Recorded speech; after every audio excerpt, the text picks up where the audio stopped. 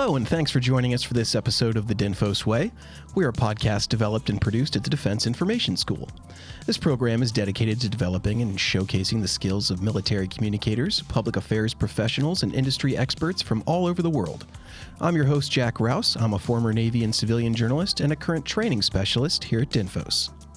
Joining me today is Pete Robertson. He is the very recently former DINFOS Public Affairs Officer and a current training instructor here at DINFOS, and he is joining us today for a very special episode for a very special reason. So Pete, hello, and thanks for joining us today. Thank you. So I don't want to dive into it too much, but we have a very special anniversary coming up here at DINFOS with some very special events, and as such we decided to do a very special episode of the podcast that centers pretty much around you. So I'm just going to turn it over to you and have you tell us what we're doing here today. Yeah, I mean, it really is just all about me. So DINFOS, we have an alumni day coming up in celebration, or we have an alumni week coming up here at DINFOS in celebration of our 60th anniversary. That will include a Diamond Jubilee, Hall of Fame ceremony, and some training that takes place in the building. But really, it's a year-long celebration, right? Talking about everything that led to the creation of DINFOS, everything that led to the creation of DINFOS, and what DINFOS has become since it was created 60 years ago. There's a lot of schools in the past century that were stood up to teach public affairs, public relations, communication strategy, visual information and photography, maintenance, lithography, just all of the disciplines that are now really covered under the hat of DINFOS. So even folks who didn't go through DINFOS are part of that legacy, and we celebrate every aspect of military visual information and public affairs since its very beginning, somewhere in these halls, whether it's the Hall of History, or the Hall of Heroes, or our Hall of Fame. There's a lot of halls. This birthday celebration and the alumni week are really just a part of a year-long effort to look back at DINFOS history and say, look how far we've come and where we're going, in the future. And so there's a lot to talk about.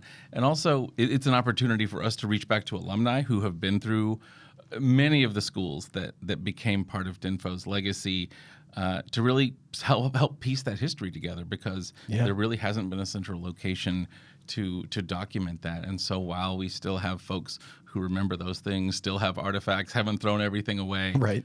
It's also kind of an opportunity for us to say, like, hey, we want your legacy to be part of DINFOS legacy and to share those stories and information with us. That's awesome. Yeah, it's going to be a really fun time. It's been fun walking around the halls and talking about it with people and seeing all the stuff that is going up about it. So, kind of tell us more about the history of DINFOS and kind of where we came from, because I think that's important and relevant to the conversation of where we're going in the future. It really starts in two major disciplines, right? We have photography and we have writing and public affairs. And photography goes back, I would say, 100 years, but it's even more than that. During World War I, there was sort of this notion that there's actually a need for aerial photography in this emerging field. I mean, flight itself was new, and so the idea of aerial photography really started to take off. And it was around 1917 that aerial photography training started at Langley Field in Virginia to support things like reconnaissance and mapping efforts during World War I. It was then relocated a couple times, ended up at Lowry Field.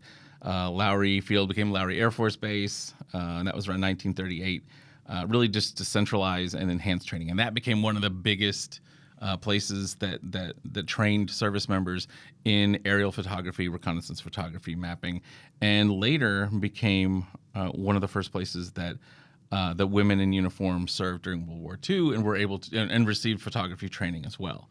How incredibly important. I mean, we can't stress how important not only it was to develop that technology quickly and get people trained in it quickly, because of how important it was to the war effort.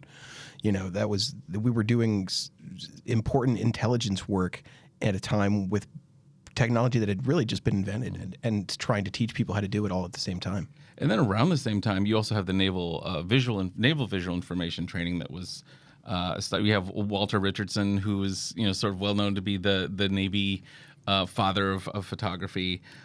He was just taking a camera out and taking an opportunity to bring cameras onto planes, convincing pilots. He was given a commission and basically almost a blank check to establish the Navy Visual Information Training Center at NAS Miami. Later, it was moved to NAS Pensacola. And so there's a lot of things that were kind of happening at the same time to establish military photography. And then a lot of what we did with regard to public affairs was already being covered in large part, journalism at least, by civilian journalists and writers. And it really wasn't until World War II that public affairs itself, as sort of a separate entity, became such an important part of military communications. Very cool. During today's episode, we'll be hearing from some current DINFOS instructors in the building about what their favorite DINFOS memories are, some of their thoughts about DINFOS's history and traditions, and really just about what DINFOS means to them. So as we go through the episode today with Pete, look forward to that. We've got the first one here for you now. Alicia McQueen, and I'm an MCF instructor. Well, I graduated DINFOS in 1988 from what was then the basic journalist course, so it's print journalism. And that career field was a 71 series, and then it changed over to 46 series. But I also came back to DINFOS when I was still active duty Army to take the intermediate photojournalism course, and I'd always wanted to be an instructor here, but I didn't get the opportunity until the last time, my last assignment when I was active duty. Oh, wow. Yeah. So that was like you slid in. I did. It was from 99 to 2001. I was a photojournalism instructor. You were an instructor when I came through DINFOS then. Yeah. I came through here in 99, so Very cool. good. So what is your favorite DINFOS memory? Actually, my favorite DINFOS memory, I had to go through and think of a lot of different ones because it's been amazing just being here in uniform, but being back here as a civilian, just great memories. However, my favorite memory has to be when I was able to work with my original journalism instructor when I came through when I was 18 years old. He was my main instructor, Master Sergeant Bob Dillier. When I came back as a civilian, I was actually on a team teaching journalism with him. And that was amazing to work with my very first mentor in the military, and then having him as another mentor side by side us doing the same work. So that was an awesome, about 3 or 4 years I worked with him on the same team, and I learned a lot.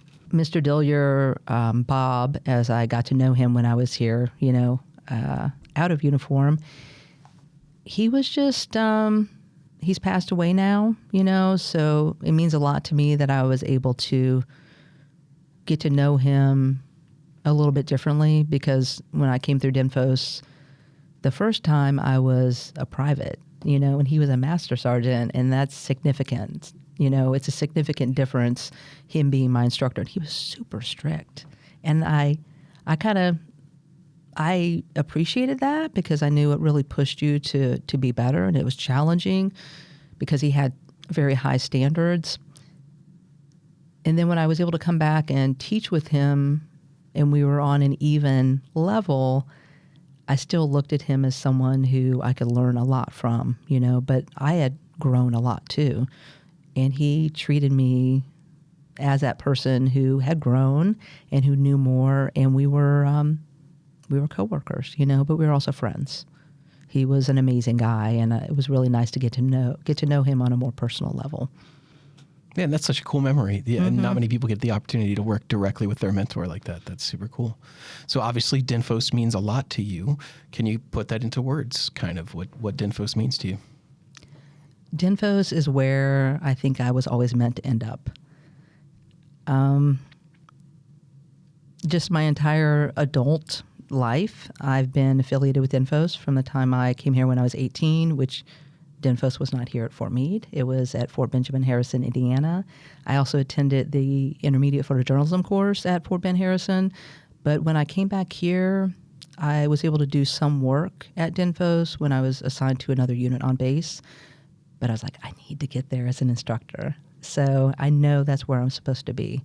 And it did happen. So when I decided to get off active duty, I was like, how can I get back to DINFOS? And it was always something that I wanted to make happen. So I did come back here in 2003, and I've been here ever since.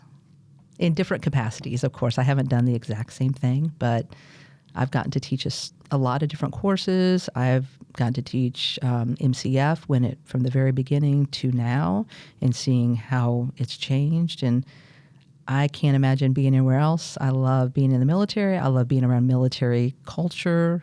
I love teaching our students to do the job that I used to do, and how it's changed so much over the years. Yeah, it's funny. I always say that my favorite thing about this, it's the best job I've ever had, but it's the leaving a legacy behind every day that makes it so valuable, I think. Mm-hmm. I agree with that. It's, I don't know, I'm happy to come to work every day, and I will not lie and say that every day is wonderful. But I think when you have those less than wonderful days, it makes you appreciate really what is most of the time really great. So the history of military photography definitely goes back a ways. For pre-World War II public affairs, really the other major pillar that that these schools began teaching, public affairs missions were really managed through civilian press, but by the time we get to World War II and just the change in how information is documented and presented to the public, it highlighted a need for formalized military public affairs training. So you have the establishment of the Army Information School that, at Carlisle Barracks in Pennsylvania to meet that need. You have the Air Force Public Information School, opened in 1947 at Craig Air Force Base in Alabama to also provide specialized public affairs training. The Navy Journalism School, also established in 47 at Great Lakes. So everybody was doing their own thing. Everyone had their own idea of what was important to teach in public affairs and how to do it. And so that really from the beginning of 1946, 1947, these schools being established already created a conversation about, well, why don't we take these schools and put them together? And I think there was a lot of resistance to that, because even now we have conversations at DINFOS all the time, and we have for the almost 20 years I've been here, about what is that balance between teaching, the difference between teaching individual things that are specific to services or that different services value very much in comparison to the others, and also how to teach everyone at once in the established practices out in the real world, out in in the industry standards, and kind of doing that in a way that accommodates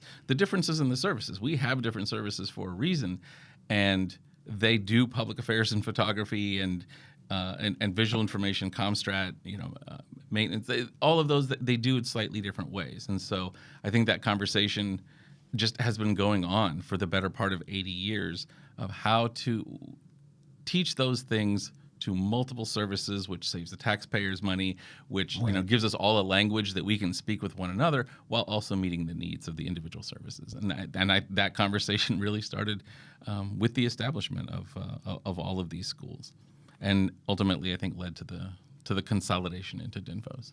Yeah, and so sort of when did that happen, and what was kind of the cause behind that? Did they finally realize that it was such a specialized skill that we needed to consolidate? Was it more about taxpayer funding? What was kind of the cause that brought all the services together under one roof? So we talked about many of these schools being established in 1946, 1947, and as early as 1948, that was already a conversation that was happening.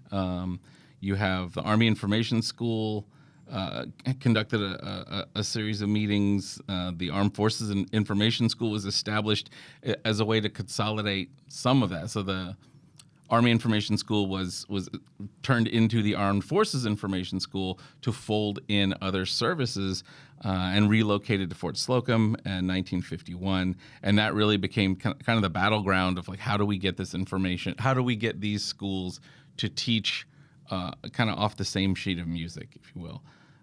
So the Army and Air Force Information Schools were combined into AFIS. The Navy, though, continued to operate its journalism school. So this was most of the mid 1950s all the way till about 1961, when the Secretary of Defense Robert McNamara and the ASDPA Arthur Sylvester decided we need to take real efforts to consolidate. Right. We've been doing it too long in too many different ways. We need to kind of get together and have a single voice and purpose moving forward. The idea to have a joint service school that's economical, that's efficient. Sure. And so February 21st, 1964, 60 years ago, the DoD issued a charter for DINFOS. And so we tend to think about the beginning of DINFOS being at Fort Benjamin Harrison, but actually it was Fort Slocum, New York, where that charter was issued, and the first classes at the Defense Information School began being taught. And then literally a year later, September 65, DINFOS moved to Fort Benjamin Harrison.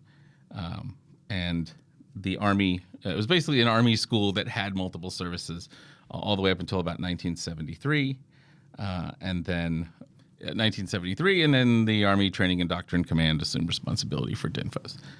And that was still all at Fort Penn. That was all. So that was at Fort Benjamin Harrison, and that was really how DINFOS became DINFOS. And they were still teaching at that point. They were teaching more than just photography and PA. They were teaching more of the fundamental, like writing skills. Was that part of what they were doing back then too? Did the instruction at DINFOS start to evolve as the schools came together, I guess is my question. It did. I think more as more schools came together and as different disciplines became folded into that, DINFOS began to expand and became really more of its own entity. Like, this is DINFOS, this is the DINFOS way. Once, it was about 10 years old, all the way into the 70s and 80s. And although there were still a lot of these schools that remained open, eventually, when DINFOS moved to Fort Meade, where we are now, many of those schools, for a lot of different reasons, were folded into DINFOS, and that story has unfolded over the last 25 years or so. So DINFOS, as we know it here today at Fort Meade, really started in the early 90s. So tell me more about that period in our history. It did. So starting in 91, AFIS, the Armed Forces Information Service, requested some reviews to see, okay, what will happen. You have the BRAC, the base relocation, and that was also taking place. And so they identified Fort Meade would be, a fiscally responsible place to put the school. Its location in relation to the Pentagon, for example, and a lot of other things were different factors that they took into account. And then in 92, they approved the transfer. And starting in 1993, not only did they start planning the move for DINFOS, but you have the Navy School of Photography at Pensacola. And certain broadcast elements of the Air Force's technical training group were transferred to AFIS and then reestablished at the Defense Information School. So finally trying to get everybody under one roof. And so, that really, in 1993, the Defense Visual Information School started looking at establishing their presence as part of DINFOS as well. Training ended at Lowry Air Force Base, where it had been. I mean, we've talked about, that training was established in the 1930s from the earliest schools that were stood up in 1917, and they eventually became part of DINFOS. So in 93, the Defense Visual Information School Advanced Party occupied temporary facilities at Fort Meade. And so that caused a lot of things to happen. The first class of the Basic Television Equipment Maintenance course, which we have taught at DINFOS for years and years, was actually taught before DINFOS got here, August 1994. Yeah, so they were in temporary facilities for a long time while they waited for the school to be built, I guess. And so the move started in 95. The last basic journalist course graduated in June 95. It's coming up on that anniversary. And then 3 weeks later, DINFOS started setting up shop here at Fort Meade. My name is Emily Hauderschelt.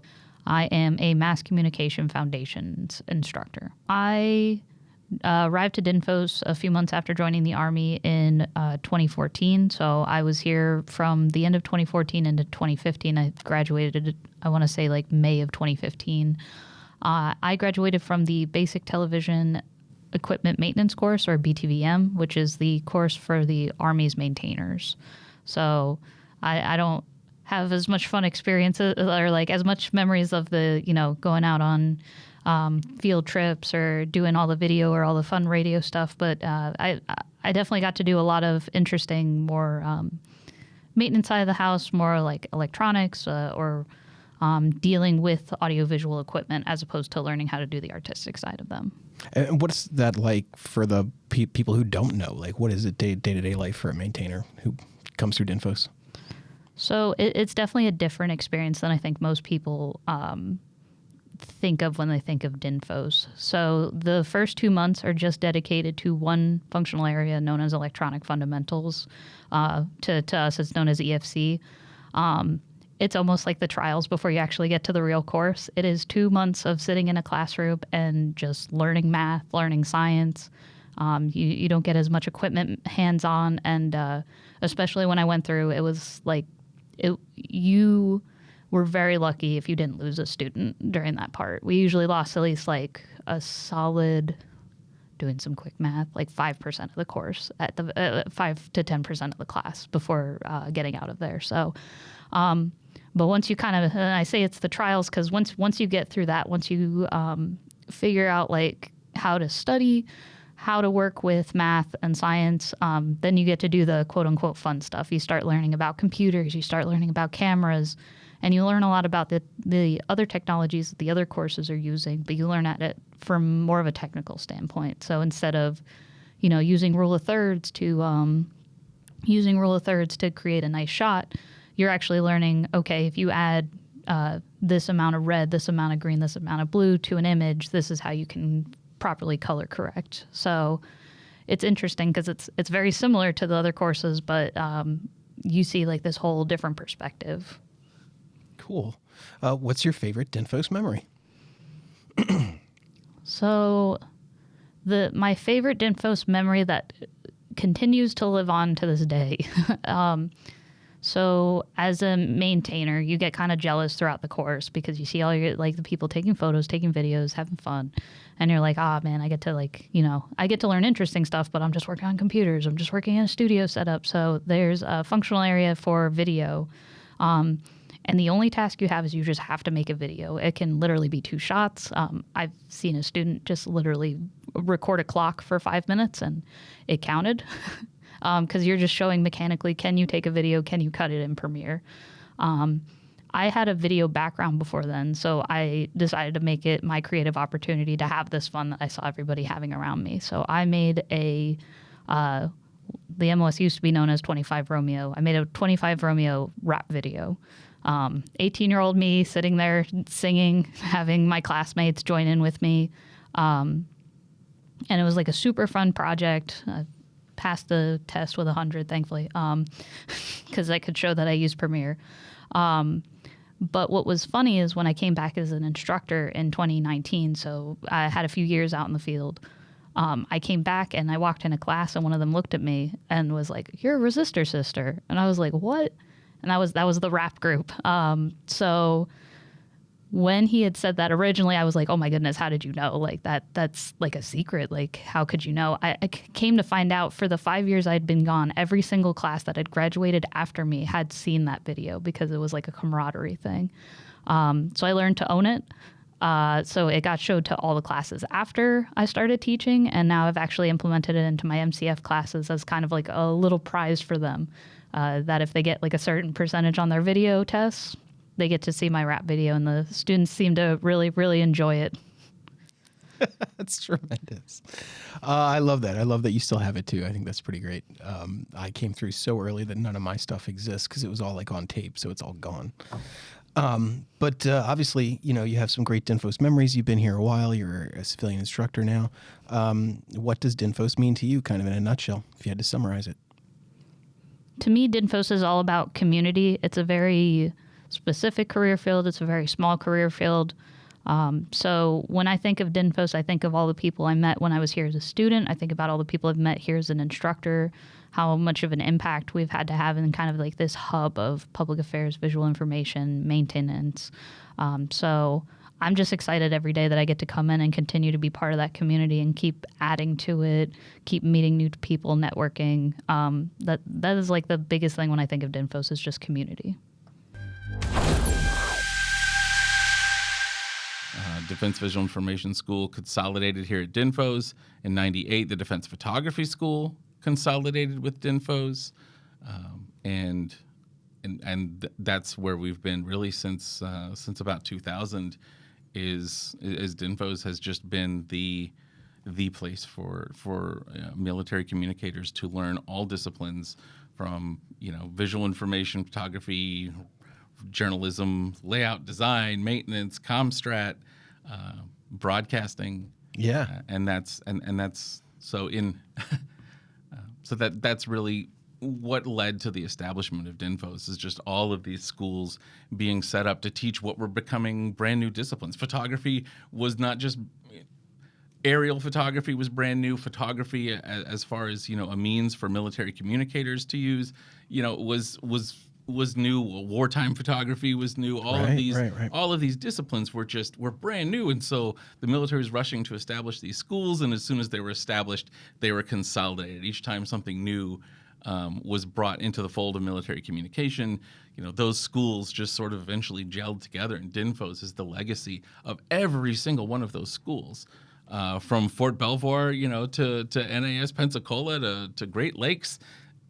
Each of the disciplines that we teach here and have taught here, DINFOS is the legacy of that, and so that's the great part about working here is you're part of that community of communicators, and we ourselves are varied and different and unique, and I think that's one of the coolest parts of this career field is there's still so much to learn and understand, and I feel like DINFOS' legacy is to remain at the forefront of that. I mean, we have done a lot of transitioning from different types of media. I was here 15 years ago when we started talking about how, social media is going to be a really important thing to teach and to talk about. We've talked, numerous times about, mis and disinformation within social media, switching from, traditional broadcasting to podcasting. The discussions about AI are happening. They're even happening during our alumni events, talking, about those things and trying to remain at the forefront of what's happening in communication technology and being able to understand our role within it, and what we're able to do for our commanders and leaders. My name is Marlon Stiles, and I'm an instructor trainer at the Defense Information School. And what is your history with DINFOS? My history with DINFOS is I came here in the winter of 2008. Actually, winter was about to end. It was January, and I was a broadcast journalist. 46 Romeo is what it was. Now we're Sierras. And I spent 3 very scary months here at the Defense Information School, and I spent about 3 months on AFI, awaiting further instruction at the detachment, the Army detachment. That sounds terrible. That's not your favorite DINFOS memory, obviously. No. So what is your favorite DINFOS memory? So my favorite DINFOS memory that's probably kind of scary is the old BWAS classroom. My instructors were Miss Tony, Julie Blackburn, and Master Sergeant Kelty. And we had the voice and diction studios in the back. Julie Blackburn was listening to me do my news copy in the studio, and she brings me in, and she's, so professional, so smiley, but she's very straight to the point. And so she's like, I would like to commend you on your voice. You have a great voice. And I'm like, thank you. And she was like, it's because of that great voice that you are passing. I was like, okay. So my voice addiction, she said, it's rough. But because it's pleasant to listen to you, you're passing. And I remember walking out of the room thinking, yes, I made it. And so that is one of my favorite memories at the Defense Information School. That's a great one. I love that. Obviously, having been here as an instructor, as a service member, and now as a civilian, DINFOS means a lot to you. And as a student, what does DINFOS mean to you if you could sum it up? So for me now, DINFOS is an opportunity to see a bunch of young mass communicators become better. I love when students actually grasp the material and realize that they can do the thing that they've been stressing over for however many weeks they've been a part of the class.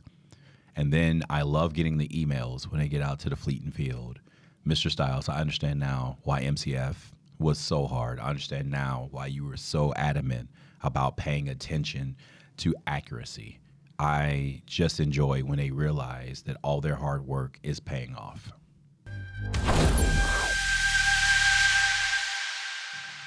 So we talked a little bit about our history and our legacy. So tell me a little bit about what it looks like for DINFOS moving forward. I think the legacy of DINFOS is in our ability to look forward. It is in our ability to look at what are emerging technologies, what are emerging trends, and how do we take what industry standard is and what folks are doing in communication fields around the world and in all sorts of different industries, education, and apply the most important pieces of that, the most relevant pieces of that to military communication and what we do. We've seen our graduates are essentially that front line. Our alumni, are at the front lines of military communication in ways that they're taking the things that we taught them and what they know about being at, they're taking what we train them in and their own, newness to the field, their own, experiences at, I hate to say it, with the tip of the spear, and really they're the ones who are taking all this information and synthesizing it into products. The work that I see my students doing is just amazing because it makes me think I had never thought to incorporate that, or I'd never thought to do that, and I love seeing that. I love seeing bases, ships, and even the main social media pages, the main social media accounts for each of the services feature creative work that meets that mission, but does it in a way that feels new, that feels relevant. It feels like we're incorporating, what is happening, what is now.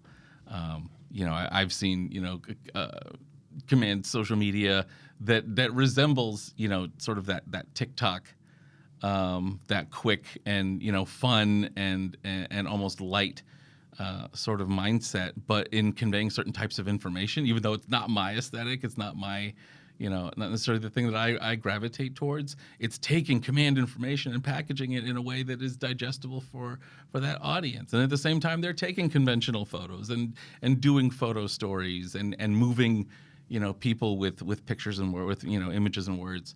And so it's I feel like right now DINFOS is we're poised. We're in a really great place to be, poised at constantly having to come up with a way to take new technology and turn it into something that is tangible and something that we can say, like, this promotes, the commander's intent and our efforts in the military.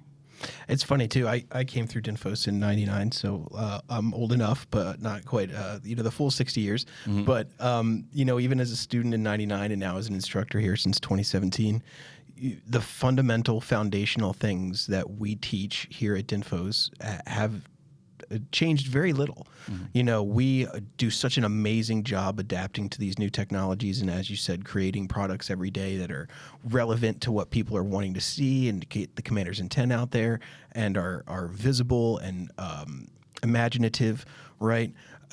But the fundamental training and knowledge and skill of rule of thirds and exposure and focus and narrative and graphic skill and everything that we do here has always remained, to me, a skill that is unchanging, right? You still have to know how to hold a camera. You still have to know how to turn it on and put batteries in it and get proper exposure and get good focus and do all of those fundamental skills and training. So it's so interesting that even today you can look at the current training that we have and see our legacy from 60 years ago or even 100 years ago as we change and evolve and grow into the future. Yeah, absolutely. It's a tricky thing to learn, I think, as an instructor, and to continue to relearn as you continue, and pushing students through year after year, is that a good photo is a good photo. A strong story is a strong story. Well written text, great visual products are still there are some fundamentals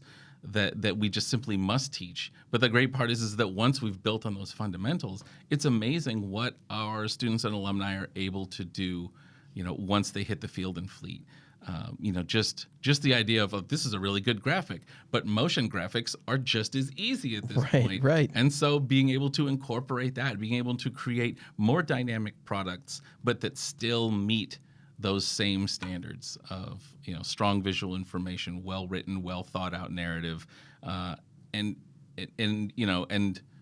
intelligent communication strategy that can be implemented practically is such an important thing. That that's the thing that I think keeps me energized here at DINFOS. As I get older and as I teach longer and longer, and the longer I'm here at DINFOS, the more I feel like it becomes an important thing to understand what's happening at the very cutting edge of public affairs and visual information, because I don't want to be left behind either. And I think DINFOS has always been able to stay, just to ride that wave and to stay at that leading edge, because I think if we don't, then we lose a lot. And so I think that's, I think this 60th anniversary for me provides an opportunity to look back at everything that we've done and the ways that we have tried to stay at the forefront of communication, to meet our audiences where they are, and to support, to support the mission and to support the commanders. My name is U.S. Army Staff Sergeant Justin Kuhl. So I first came to DINFOS as a reclass student. I was reclassifying from a phone operator, and that was a terrible job. And somebody pointed me in the direction of PAO, and I came in October of 2007 as a broadcast student. So I became as a broadcast journalist in 2007. I returned 10 years later, almost to the day, in 2017 as an instructor. I'd come back for AEJC, Advanced Electronic Journalism, in 2015, but I came back as an instructor in 2017. Did that for 3 years. Worked in the broadcast, worked in the radio section, and helped rewrite the new broadcast journalism course. And then left for a year, went to Korea, did AFN, and came back and been teaching since. Excellent. And what is your favorite DINFOS memory? Favorite DINFOS memory. So again, it was first week of October 2007, walking into DINFOS for the first time. Old specialist, cool. Walked in the building, and immediately I felt like, wow, I'm home. I've made it. This is where I belong. This career field, this building is my new home. And it still kind of gives me goosebumps when I think about it, because at the time I had decided I was going to get out of the Army. I was done with the Army. I was going to go work as a civilian. I was going to go make movies or do whatever. And I got in the building and I went, maybe I can do this. Maybe this is something I want to do. And I was 100% right. It is something I wanted to do, and it has been something I've wanted to do. So being selected as an instructor, it just kind of like founded that, it reinforced that belief for me that this is where I belong. I was over the moon when I found that out. So that's awesome. Yeah. So what does DINFOS mean to you? Obviously a lot, but if you could summarize it in just a few words, what does DINFOS mean to you? DINFOS to me is the standard bearer for all things public affairs. Civilian or military. I know there might be somebody who cringes when I say that, but honestly, like, you can take what you learn at DINFOS and what you learn as a public affairs specialist out into into the world, the real world, as we call it, as instructors, we call it the real world when we're not talking about being in the military, we're talking about civilian life. You could take that and it works. It applies.